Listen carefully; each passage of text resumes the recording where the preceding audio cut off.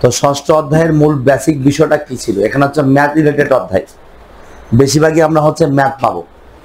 সুতরাং ক্যালকুলেটর নিয়ে আসবেন, সমস্ত বিষয়গুলো সুন্দর করে সলভ করার চেষ্টা করবেন। তাহলে এখন ষষ্ঠ অধ্যায় বড় অধ্যায় ম্যাথ রয়েছে। আজকে ক্যালকুলেটর লাগবে না, আজকে আমরা থিওরি কিছু আলোচনা করবো। থিওরি ম্যাথ এরকম কম্বিনেশন করে চলবে আমাদের। তো মোলের ধারণা এবং রাসায়নিক গণনা। তাহলে প্রথমে আমরা যে কাজটি করব সেটা হচ্ছে মোলটা কি জিনিস, মোলটা কি জিনিস, কিভাবে মোলটাকে আসলো এখানে, তো সেটা নিয়ে কথা হবে সবাই। তাহলে হচ্ছে একটা চেষ্টা করি। দেখেন কথা হচ্ছে চারটি, ধরুন অক্সিজেন সমান আমরা এক হালি অক্সিজেন বলতে পারি নাকি, এক হালি অক্সিজেন। চারটা অক্সিজেন অণু মানে হচ্ছে এক হালি অক্সিজেন বলা যাবে। আবার দেখেন যদি এরকম হয় যে 12টি অক্সিজেন সমান যদি চিন্তা করি, বা ভালোই তো পারেন, তাহলে 1 ডজন অক্সিজেন। অক্সিজেন যদি আমি হচ্ছে 100টি অক্সিজেনের কথা মনে করি, তাহলে হবে হচ্ছে 1 শতক অক্সিজেন। কত হবে? 1 শতক অক্সিজেন। খেয়াল করেন, 4টি অক্সিজেন মানে হচ্ছে এক হালি অক্সিজেন, এন্ড 12টি অক্সিজেন মানে হচ্ছে 1 ডজন অক্সিজেন, 100টি অক্সিজেন মানে হচ্ছে কি হবে? 1 শতক অক্সিজেন। ঠিক অনুরূপ ভাবে 6.023 into 10⁻23 এতটি অক্সিজেন সমান সমান হচ্ছে 1 মোল। 1 মোল অক্সিজেন। তাহলে যেরকম করে হালি চিন্তা করলেন, ডজন চিন্তা করলেন, যেরকম করে সংখ্যা চিন্তা করলে 6.023 × 10⁻23 এতটি অক্সিজেন মানে কয় মোল? আচ্ছা আমাকে এখন বলেন তো, 4টা অক্সিজেন না নিয়ে যদি আমি 4টা হাইড্রোজেন অণু নিতাম, তা কয় হালি হতো? যদি 4টে কলা নিতাম কয় হালি হতো? এই কলা আর অক্সিজেন কি এক জিনিস? তাও 4টা এক হালি বলছেন কেন? কারণ সংখ্যাগত দিক থেকে 4টা হলে এক হালি বলে, তাই না? আমি যদি বলতাম যে এতটি অক্সিজেন মানে কয় মোল, এতটি হাইড্রোজেন মানে কয় মোল, এতটি হাইড্রোজেন মানে কয় মোল, কোথা বোঝা গেছে বিষয়টা? ঠিক ওরকমই। তার মানে যে পদার্থই হোক না কেন 1 মোল সমান কতটি? 6.02 × 10⁻23। কথা কি বলছি সবাই? কোনো সমস্যা আছে? যে পদার্থই হোক সে পদার্থের 1 মোল সমান হচ্ছে 6.023 × 10⁻23। তাহলে 6.02 × 6.023 × 10⁻23 সমান সমান কয় মোল হবে? 1 মোল হবে। আমরা যেন এটা পারি আর কি। আচ্ছা এখন আসি যাক, এই তথ্যগুলো মোটামুটি পড়ার পরে আমরা একটা কাজ করতে পারবো। সেটা হচ্ছে যদি কোন একটা পদার্থের ভরে চিন্তা করি, হ্যাঁ ভরে যদি চিন্তা করি তাহলে কেমন হবে? ভর আমরা পারমাণবিক ভর বা আণবিক ভর বের করতে পারতাম না?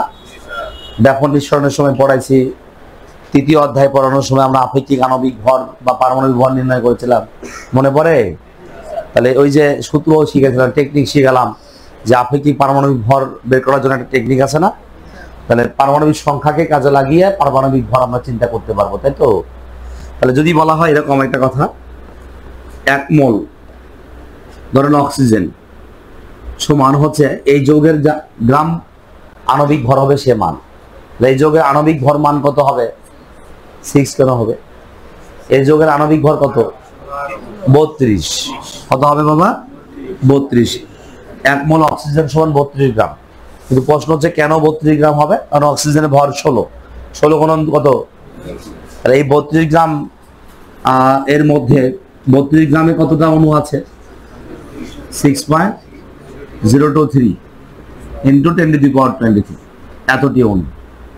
তাহলে এইটুকু আমাকে জানতে হবে। আমি কিন্তু একটু একটা স্টেপ বাড়াই নিছি। 1 মোল অক্সিজেন মানে হচ্ছে এতটি অক্সিজেন, সেটা তো জানি, শিখেও আসলাম। এখন যদি এই অক্সিজেনের পরিমাণটাকে ভরে কনভার্ট করি, তাহলে 1 মোল অক্সিজেন সমান কত গ্রাম হবে? 1 মোল অক্সিজেন সমান কয় গ্রাম হবে? 32 গ্রাম হবে। এখন দেখেন যদি আমি হচ্ছে এরকম চিন্তা করি, 1 মোল নাইট্রোজেন সমান কত গ্রাম হবে? নাইট্রোজেন সমান কয় গ্রাম? 28 গ্রাম। কত গ্রাম হবে? 28 গ্রাম। 1 মোল নাইট্রোজেন সমান কয় গ্রাম? 28 গ্রাম। যদি সংখ্যায় কল্পনা করি কতটা হবে? 6.023 × 10⁻23 এতটি অণু না পরমাণু? এতটা অণু হবে। যদি অণু হয় অণু হবে, পরমাণু হলে পরমাণু হবে। এখন দেখেন যদি আমি বলতাম 1 মোল কার্বন সমান কয় গ্রাম? 12 গ্রাম। তার কোন একটা পদার্থের 1 মোল মানে হচ্ছে তার সংশ্লিষ্ট পদার্থের গ্রাম আণবিক ভর অথবা কি গ্রাম পারমাণবিক ভর। গ্রাম আণবিক ভর মানে ওই আণবিক ভরটা গ্রামে প্রকাশ করতে হবে, এই আর কি বিষয়। তাহলে কত গ্রাম হবে 1 মোল কার্বন সমান 12 গ্রাম। কতটি আছে? 6.023 10⁻23। এতটা কি বলবো আমরা? পরমাণু বলবো। এবার কিন্তু অণু বলবো না, কি বলবো? পরমাণু বলবো। এতটা পরমাণু বলবো। যদি আমি চিন্তা করি যার হচ্ছে 1 মোল কার্বন নয়, এবার কার্বন ডাই অক্সাইড সমান কত গ্রাম? এই 1 মোল কার্বন ডাই অক্সাইড সমান কয় গ্রাম? সবারই জানতে হবে। কার্বন হচ্ছে 12, অক্সিজেন কত বাবা? 16। 16 গুণন 2 32। 32 আর 12 কত হবে? 44। 1 মোল কার্বন ডাই অক্সাইড সমান সমান কয় গ্রাম? 44 গ্রাম। কতটি আছে? 6.023 ইন্টু 10⁻, কত হবে? 23। এতটি। 6.023 × 10⁻20, এতটি কি হবে? অণু। আচ্ছা, প্রত্যেক পদার্থের মধ্যে অণুর সংখ্যা, পরমাণুর সংখ্যা, আয়নের সংখ্যা সমান থাকে এবং ভরটা কিন্তু চেঞ্জ হবে। দেখেন কেমন করে যদি বলেন, এরা চিন্তা করেন, এটা 4টা কলা সমান হচ্ছে 1 হালি। 4টা আপেল মানে কয় হালি? ওজনের দিক থেকে কিন্তু 4টে সেম হবে না, যে ওজন বা ভর কিন্তু চেঞ্জ হচ্ছে।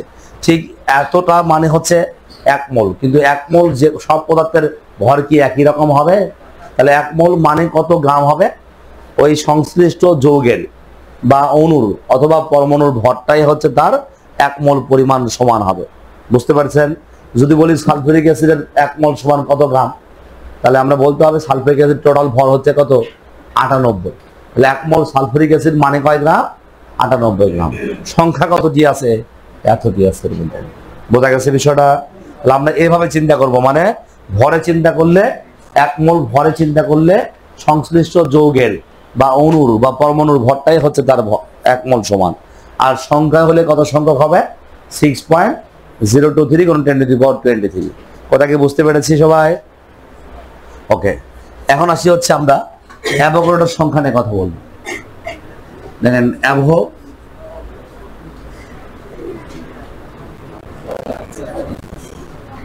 অ্যাভোগাড্রোর সংখ্যা, স্যার অ্যাভোগাড্রোর সংখ্যা। অ্যাভোগাড্রোর সংখ্যাটা কি হবে? লেখেন, সংজ্ঞা লিখি আমরা। অ্যাভোগাড্রোর সংখ্যা, অ্যাভোগাড্রোর সংখ্যাটা কি হবে?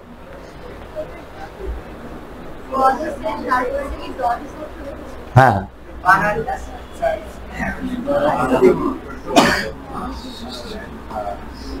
অ্যাভোগাড্রো গে লিখছেন, আর এরকম করে লিখলেও হবে। অ্যাভোগাড্রোর সংখ্যা, অ্যাভোগাড্রোর সংখ্যা দেখছেন? আচ্ছা লেখেন,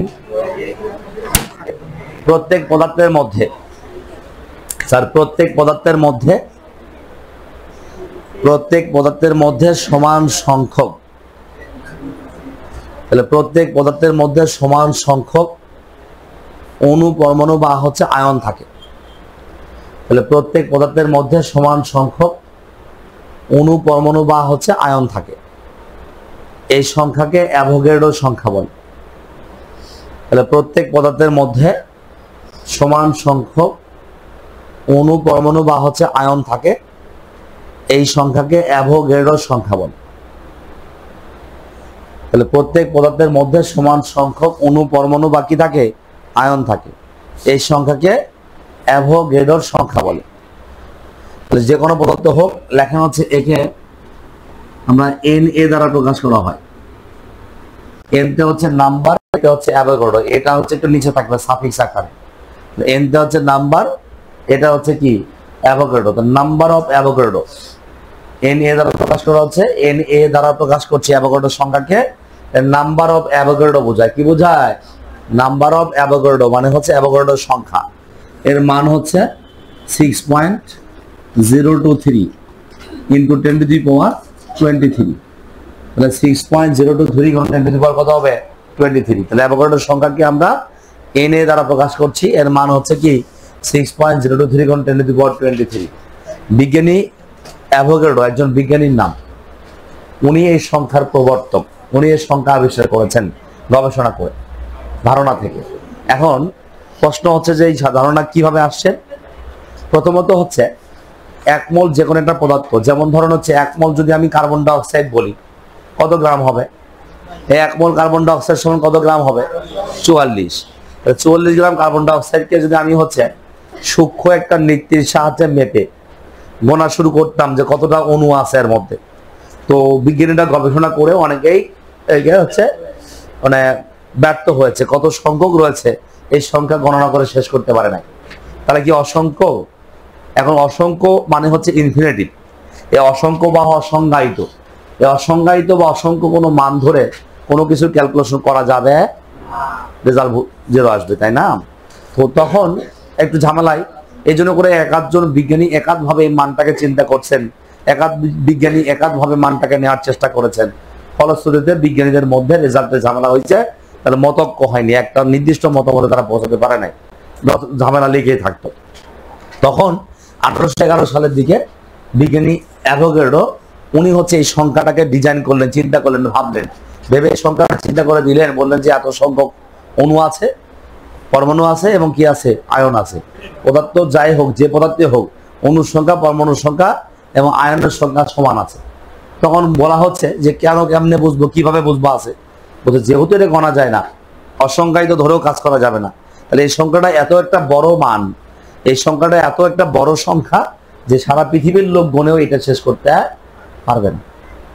তার মানে কেমন করে গণে? আপনি যদি এখন বলেন যে 7 দশমিক তুলে দিয়ে 23টে শূন্য লাগাই দিব, এত হাজার এত কোটি হবে, ওরকম নয় স্যার।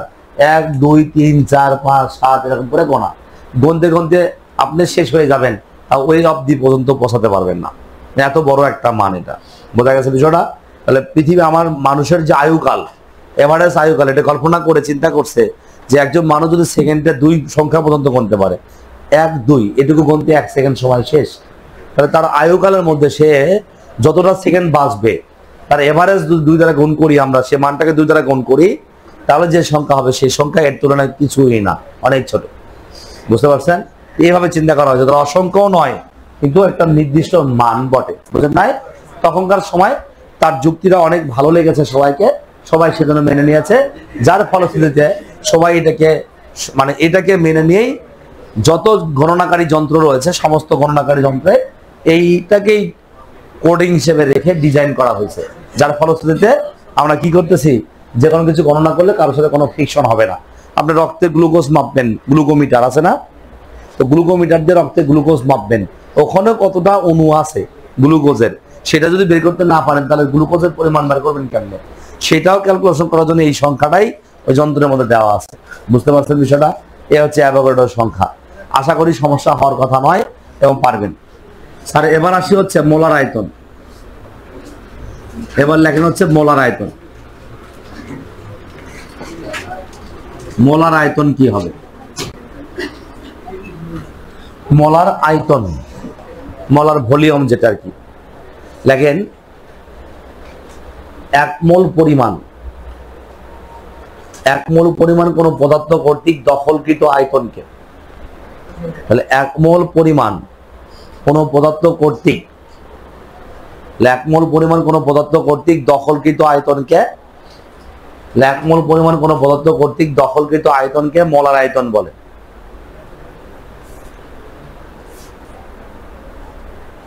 1 মোল পরিমাণ কোন পদার্থ কর্তৃক দখলকৃত আয়তনকে কি বলা হচ্ছে? মোলার আয়তন। 1 মোল পরিমাণ কোন পদার্থ কর্তৃক দখলকৃত আয়তনকে কি বলা হচ্ছে? মোলার আয়তন। 1 মোল পরিমাণ কোন পদার্থ কর্তৃক দখলকৃত আয়তনকে কি বলা হয়? মোলার আয়তন। লিখছেন তো? এখন লেখেন হচ্ছে সকল গ্যাসের মোলার আয়তন সমান, সকল গ্যাসের মোলার আয়তন সমান। 1 মোল পরিমাণ কোন পদার্থ কর্তৃক দখলকৃত আয়তনকে বলা হচ্ছে কি? মোলার আয়তন। আর সাথে লেখা হচ্ছে সকল গ্যাসের মোলার আয়তন সমান, সকল গ্যাসের মোলার আয়তন সমান, এবং সেটা হচ্ছে প্রমাণ তাপমাত্রা,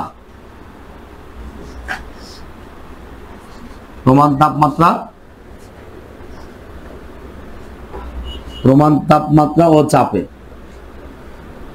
প্রমাণ তাপমাত্রা ও চাপে তা 22.4 লিটার। এটা প্রমাণ আছে অবশ্য।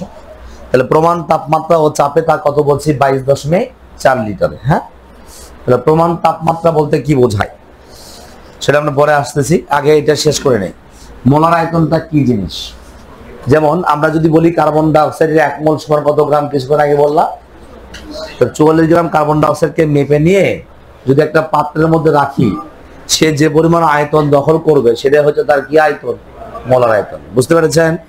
যদি আমি হচ্ছে নাইট্রোজেনের কথা বলি, 1 মোল নাইট্রোজেন সমান কত গ্রাম? কত গ্রাম? N2 28 গ্রাম। 28 গ্রাম নাইট্রোজেনকে যদি নিলাম, নিয়ে যদি আমি একটা পাত্রে রাখি, তারা যে আয়তন দখল করবে সেই আয়তনটা কি হবে? মোলার আয়তন। বুঝতে পেরেছেন? তাহলে এই জন্য বলা হয়েছে 1 মোল পরিমাণ কোনো পদার্থ কর্তৃক দখলকৃত আয়তনকে আমরা কি বলবো স্যার? 1 মোল পরিমাণ কোনো একটা পদার্থ যে পরিমাণ আয়তন দখল করবে সে আয়তনের নাম কি বলা হবে? মোলার আয়তন। বলা হচ্ছে সকল গ্যাসের মোলার আয়তন সমান। সকল পদার্থের কথা বলা হয়নি। কার কথা বলছে? শুধু গ্যাস। পদার্থ যদি গ্যাসীয় হয় তাহলে সকল গ্যাসের মোলার আয়তন একই রকম হবে, কারণ গ্যাস তো পুরো পাত্রের আয়তনই দখল করে রাখে, তাই না? সকল গ্যাসের মোলার আয়তন সমান। এবং এটা বলছে প্রমাণ তাপমাত্রা এবং চাপে তা কত হবে? এই 22.4 লিটার। এটা কিন্তু প্রমাণিত মান। এই মানে 22 কয় লিটার হচ্ছে? 4 লিটার প্রমাণিত মান। ঠিক আছে? সকল গ্যাসের মোলার আয়তন সমান। তার প্রমাণ তাপমাত্রা সবসময় না, প্রমাণ তাপমাত্রা। এই প্রমাণ তাপমাত্রা বলতে কত বোঝায় জানেন স্যার? 0 degree Celsius. আর প্রমাণ চাপ বলতে কত বোঝা জানেন? 1 ATM। এটিএম মানে কি? আবার ওই যে অটোমেটিক টেলর মেশিন পাবেন না, এটিএম বুথ না। এটিএম মানে অ্যাটমসফিয়ার। অ্যাটমসফিয়ারের চাপ হচ্ছে এটিএম, বা বাংলা হচ্ছে বায়ুমণ্ডলীয় চাপ। তাহলে এক বায়ুমণ্ডলীয় চাপকে আমরা এটিএম বলে থাকি। ওকে, তাহলে প্রমাণ তাপমাত্রা বলতে 0 ডিগ্রি সেলসিয়াস বোঝায়, আর প্রমাণ চাপ বলতে কত বোঝায়? 1 অ্যাটমসফিয়ার। তার মানে কি, যদি আমি কোন একটা গ্যাসের আয়তন 22.4 পেতে চাই, তাহলে ওখানকার পরিবেশের টেম্পারেচার রাখা লাগবে, বা পাত্রের টেম্পারেচার রাখা লাগবে কত? পরিবেশের টেম্পারেচার রাখা লাগবে 0 ডিগ্রি, আর চাপ হবে কত? 1 অ্যাটমসফিয়ার। এই অবস্থায় আমরা বলবো হচ্ছে আয়তন কত হবে? 22.4 লিটার। এটা কি বলছেন? তাহলে আমরা মোল বলছি, সবাই মোল বলছি, মোলার আয়তন বলছি, অ্যাভোগাড্রোর সংখ্যা বলছি। মোলের সংখ্যা কিন্তু লিখে দেওয়া হয়নি, মোলের সংখ্যাটা লিখে দিতে হবে। তার আগে একটা কাজ করি, মোলের সংখ্যা যত বাদ পড়ছে পুরো করে সবার পরে লিখে দিবে। আচ্ছা, আজকে লিখে দেবো কিন্তু সবার পরে। দেখেন, এবার একটা কাজ করি, আমরা লিখবো এসটিপি। এসটিপির ফুল ফর্ম লিখবো এসটিপি। এই শব্দটা প্রায় সবসময় ব্যবহার হবে, এসটিপি। তাহলে এসতে একটা কিছু বোঝাবে, টিতে একটা কিছু বোঝাবে, পিতে একটা কিছু বোঝাবে, এবং যা কিছু বোঝায় সব সহজ বোঝায়। এসতে হচ্ছে স্ট্যান্ডার্ড। কি বললাম? STANDARD, standard. টিতে হচ্ছে টেম্পারেচার,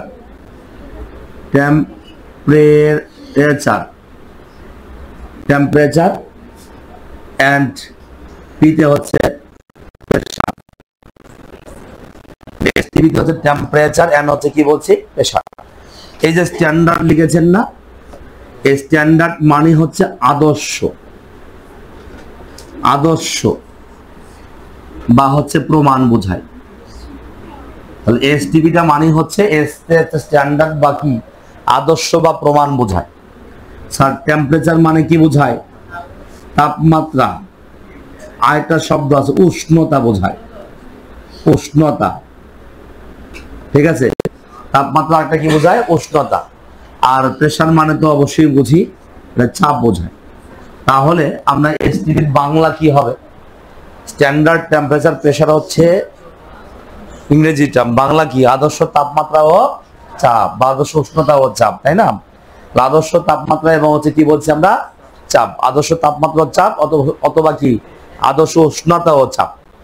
এখন এই এসটিপিতে স্যার, এই এসটিপিতে তাপমাত্রা কত হবে?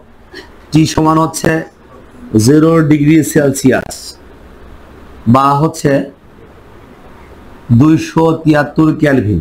টি সমান কত বলছি আমরা? 0 ডিগ্রি সেলসিয়াস, বা কত কেলভিন? 273 কেলভিন। টি সমান 0 ডিগ্রি সেলসিয়াস বা 273 কেলভিন। তারপরে টির পরে আসি হচ্ছে পি, চাপটা হচ্ছে 1 অ্যাটমসফিয়ার বা হচ্ছে 1 বায়ুমণ্ডলীয় চাপ, 1 বায়ুমণ্ডলীয় চাপ। 1 বায়ুমণ্ডলীয় চাপ মানে 1 অ্যাটমসফিয়ার বা 1 বায়ু চাপও বলা হয়, বায়ুমণ্ডলীয় অথবা কি বায়ু চাপ। আয়তন ভি সমান সমান লেখা যাবে হচ্ছে 22.4 লিটার। আর টি সমান 0 ডিগ্রি সেলসিয়াস বা 273 কেলভিন, পি সমান হচ্ছে 1 অ্যাটমসফিয়ার বা হচ্ছে 1 বায়ুমণ্ডলীয় চাপ, আর ভি সমান হচ্ছে কত, আয়তন কত 22. তাহলে আদর্শ অবস্থায় তার চাপ কত 1 অ্যাটমসফিয়ার, আদর্শ অবস্থায় চাপ কত 1 অ্যাটমসফিয়ার, তাপ কত, তাপমাত্রা 0 ডিগ্রি সেলসিয়াস। আদর্শ অবস্থায় আয়তন কত হবে গ্যাসের 22.4 লিটার। সকল পদার্থে কিন্তু 22.4 না, কার জন্য এটা, গ্যাসের জন্য। কথাকে বুঝতে পেরেছি আমরা? এর কোনো সমস্যা আছে? তাহলে আমরা কিন্তু এসটিপি বুঝলাম, তাহলে এসটিপিতে কিন্তু আয়তন 22.4 লিটার সকল গ্যাসের আয়তন। যেটা আমরা প্রমাণ তাপমাত্রা চাপ বলছে সেটা সংক্ষেপে কি বলবো, এই সংক্ষেপে কি বলবো, এসটিপি। আচ্ছা, এখন আসি হচ্ছে এই জিনিসটাকে আমরা এরকম করে ইমপ্লিমেন্ট করতে পারি। সর্বসাকল্যে আমরা যে কাজটি করতে পারবো সেটা হচ্ছে দেখেন এসটিপিতে ফুল ফর্ম জানা গেছে, standard temperature and pressure, standard temperature and pressure, আদর্শ তাপমাত্রা এবং কি বলছি চাপ। তাহলে এসটিপিতে আমরা যে কোনো একটা পদার্থের যদি গ্যাসীয় হয়ে থাকে আমরা দেখেন লিখতে পারবো এখন 3টা মান, ভালো করে খেয়াল করবেন, এটা আমাদের লাগবে। 1 মোল ধরেন হচ্ছে অক্সিজেন সমান ভরে চিন্তা করলে কয় গ্রাম হবে অক্সিজেন, এসটিপিতে 1 মোল অক্সিজেন সমান কয় গ্রাম, 32 গ্রাম। শোনেন এসটিপিতে না হলেও অক্সিজেনের ভর সবসময় 32ই বলতাম, তাই না, যদি অনু হতো। আচ্ছা বলেন তো স্যার আয়তন কত হবে, 22.4 লিটার। এই আয়তন কিন্তু 22.4 লিটার চেঞ্জ হবে না, কেন লিখছি এসটিপিতে। যদি তাপমাত্রা এবং চাপ চেঞ্জ করতাম তাহলে অবশ্যই আয়তনের মানটা চেঞ্জ হতো, বুঝলেন নাই? এসটিপিতে 22.4 লিটার ফিক্সড প্রমাণিত। আচ্ছা বলেন তো স্যার এতটুকুর মধ্যে কতটা অণু আছে অক্সিজেন, 6.023। তাহলে এতটুকুর মধ্যে আছে 6.023 ইন্টু 10 টু দি পাওয়ার কত হবে বাবা, 23। দেখেন 6.023 গুণ 10 টু দি পাওয়ার 23, তাহলে এতটা কি আছে অক্সিজেন অণু আছে, বুঝতে পারছেন? এতটা অক্সিজেন কি আছে, অণু আছে। এবার দেখেন 1 মোল যদি আমি হচ্ছে সালফার ডাই অক্সাইড চিন্তা করতাম, 1 মোল সালফার ডাই অক্সাইড সমান কত গ্রাম হবে, 1 মোল সালফার ডাই অক্সাইড যদি চিন্তা করতাম কত গ্রাম হবে, কত গ্রাম হবে, 64 গ্রাম হবে। তাহলে সালফার ডাই অক্সাইডের ভর হচ্ছে 64, 64 গ্রাম। স্যার আয়তন যদি চিন্তা করি কত হবে, 1 মোল অক্সিজেন সমান কত গ্রাম, 64 গ্রাম। আয়তন কত হবে, আয়তন হচ্ছে 22.4 লিটার। সংখ্যা কত হবে, 6.023 ইন্টু 10 টু দি পাওয়ার 23, এতটি অণু, এতটা অণু হবে কিন্তু।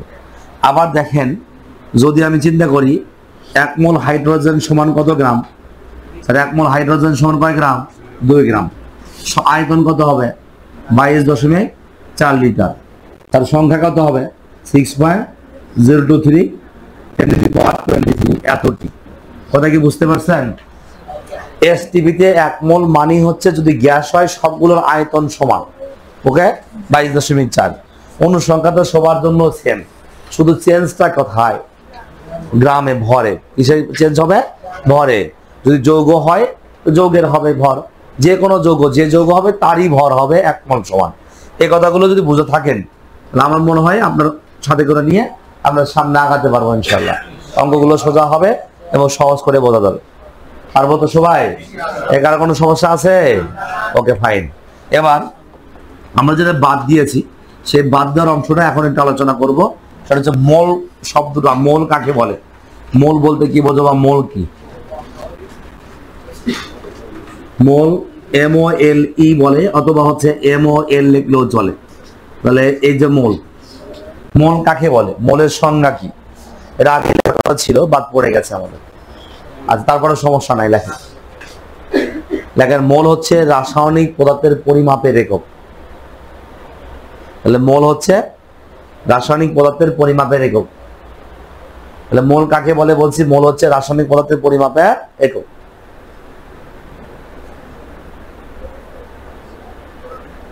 তাহলে মোল হচ্ছে রাসায়নিক পদার্থের পরিমাপের একক।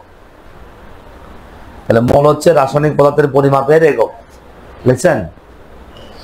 আচ্ছা, এখন লেখেন হচ্ছে, তাহলে মোল হচ্ছে রাসায়নিক পদার্থের পরিমাপের একক।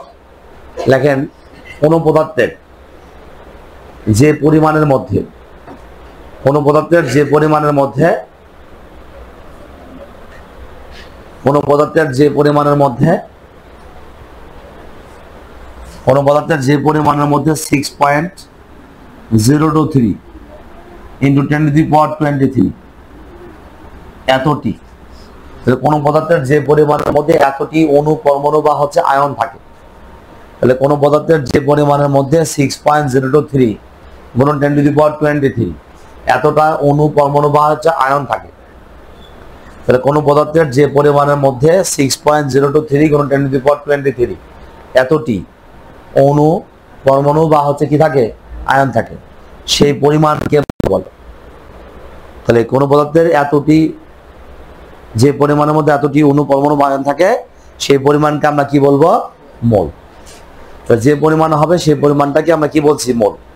তাহলে ভালো করে দেখেন, সংজ্ঞাটা বুঝে নিন। তাহলে কোন পদার্থের যে পরিমাণের মধ্যে এতটি অণু, পরমাণু অথবা কি আয়ন থাকে, সেই পরিমাণটাকে কি বলা হবে? মোল। দেখেন এখানে এখন খেয়াল করে দেখেন, এতটা যদি আমি হচ্ছে হাইড্রোজেনের কথা বলি, এতটা হাইড্রোজেন কত গ্রামের মধ্যে আছে? তো 2 গ্রাম সমান 1 মোল বলা যাবে না? এতটি হাইড্রোজেন আছে কত লিটারের মধ্যে? 22.4 লিটারের মধ্যে। তার মানে কি 22.4 লিটার মানে কি বলা যাবে? মোল বলা যাবে। সংজ্ঞাটা এরকম ছিল। তাহলে কোন পদার্থের যত গ্রামের, মানে যে পরিমাণের মধ্যে এতটা অণু আছে বা পরমাণু আছে অথবা আয়ন আছে, সেই পরিমাণটাই হচ্ছে তার কি বলা হবে? মোল। সেটা ভরে হতে পারে, সেটা আয়তনও করা যেতে পারে। কথা কি বুঝতে পেরেছেন? কোনো সমস্যা আছে? তাহলে আমরা এখানে শিখলাম কি বলেন তো? মোল কি? অ্যাভোগাড্রোর সংখ্যা, মোলার আয়তন। তাহলে মোলটা শিখলাম এখনই। আর অ্যাভোগাড্রোর সংখ্যা বলছি, প্রত্যেক পদার্থের মধ্যে সমান সংখ্যক অণু থাকবে, পরমাণু থাকবে অথবা কি থাকবে? আয়ন থাকবে। এই সংখ্যাকে আমরা কি বলি?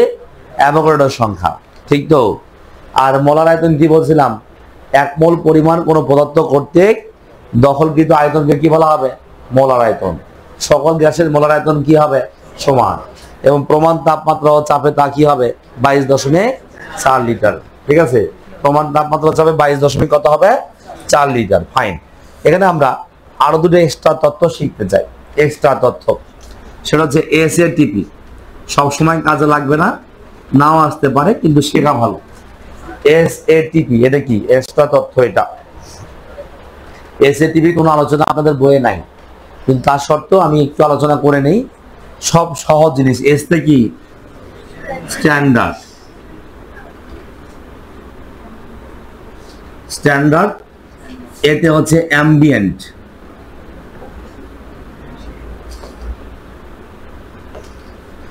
BIENT, ambient. টিতে আগের মতোই হচ্ছে টেম্পারেচার, এন্ড হচ্ছে কি হবে? প্রেসার। দেখেন SATP standard, ambient, temperature and pressure. Standard বুঝি, টেম্পারেচার বুঝি, প্রেসার বুঝি। অ্যাম্বিয়েন্ট মানে চারিদিকে, চারিদিকে বা চতুর্দিকে। অ্যাম্বিয়েন্ট শব্দের অর্থ হচ্ছে চারিদিকে বা কি বোঝায়? চতুর্দিকে। এই অবস্থায় তাপমাত্রা কত, চাপ কত আর আয়তন কত, এটা একটু জানলে ভালো লাগবে। স্যার এই অবস্থায় তাপমাত্রা হচ্ছে 25 ডিগ্রি সেলসিয়াস বা হচ্ছে 298 কেলভিন। আচ্ছা, আমরা কোনো 0 ডিগ্রি সেলসিয়াস লিখছিলাম না STP তে? পরে কেলভিনে লিখছিলাম কত হয়? 200 লিখছিলাম। হ্যাঁ লিখছি। ফাইন, লেখা হয়েছে। তাহলে এখানে হচ্ছে মানে সেলসিয়াস স্কেলের কে বুঝছেন? সেলসিয়াস স্কেলের সাথে 273 যোগ করলেই কেলভিন স্কেলের মান পাওয়া যায়। বুঝতে পেরেছেন? তাহলে 25 ডিগ্রির সাথে যদি আমি 273 যোগ করি, 25 যোগ 273 কত হবে? 298। সেলসিয়াস স্কেল থেকে কেলভিন স্কেলে যাওয়ার সূত্র এটা। সেলসিয়াস স্কেলের যে মান থাকবে, সেই মানের সঙ্গে 273 যোগ করলে কি পাবো? কেলভিন স্কেলের মান পাওয়া যাবে, বুঝলেন নাই? তাহলে সেলসিয়াস স্কেলের সাথে 273 যোগ করলে কি পাওয়া যাবে? কেলভিন স্কেলের মান পাওয়া যাবে। তাহলে টি সমান হচ্ছে 25 ডিগ্রি সেলসিয়াস বা 298 কেলভিন। আচ্ছা, পি সমান কি হবে? পি হচ্ছে প্রেসার। প্রেসার কত হবে? পি হচ্ছে 100 কিলো প্যাসকেল। 100 কিলো প্যাসকেল প্রেসারটা হচ্ছে KPa, 100 কিলো প্যাসকেল। আর আয়তন যদি ধরি, আয়তন 24.79 বা 8 ধরেন, 24.8 লিটার, 22.4 হবে না কিন্তু। তার মানে এসএটিভিতে টেম্পারেচার থাকা লাগবে কত? 25 ডিগ্রি, চাপ হতে কত? 100 কিলো প্যাসকেল। আর এই অবস্থায় আয়তন কত হবে? 24.8 লিটার। 24.8 লিটার মনে থাকবে? এক্সট্রা পড়া যদি মনে রাখতে পারেন তাহলে সেটা আপনাদের জন্য ভালো হবে।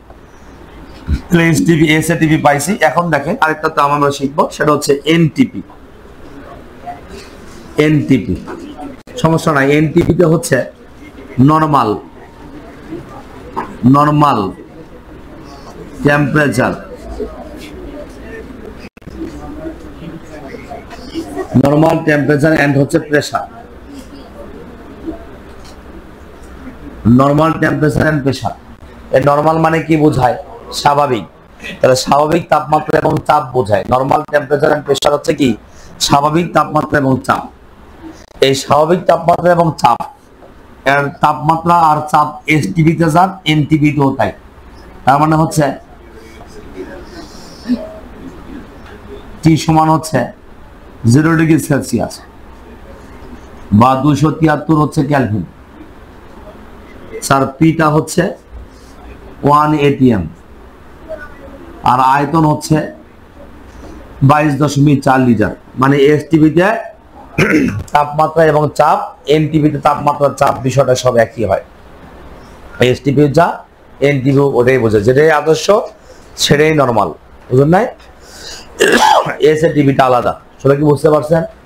সমস্যা আছে কারো? সমস্যা থাকার কথা না।